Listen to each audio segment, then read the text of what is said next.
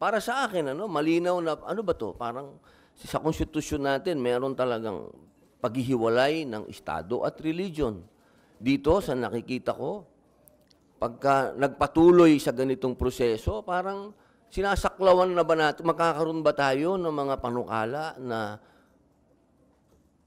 sasagasaan natin ang religion? Kasi ang papunta at papunta na to hindi na, wala na kay pastor yung, napupunta na doon sa buong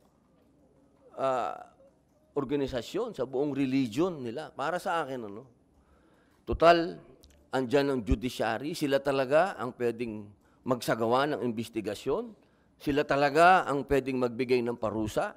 Aba, siguro, pagkatapos nilang magdesisyon at kung ano ang ilabas ng judiciary, yun ang kunin namin sa legislative at doon kami, in aid of legislation, gumawa ng batas.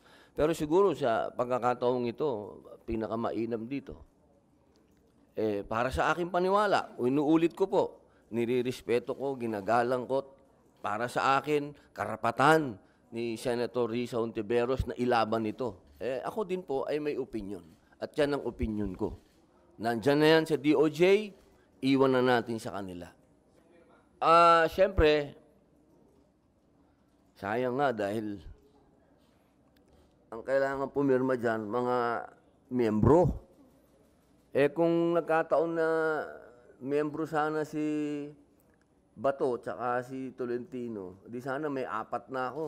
Ngayon, dadalawa kami ni Senator Go na PDP laban, si Ma'am Tita Mama Bear, Cynthia Villar, 3, si Ma'am Gabriela Silang Marcos, 4, at si Super Rider, Senator JB Ejercito.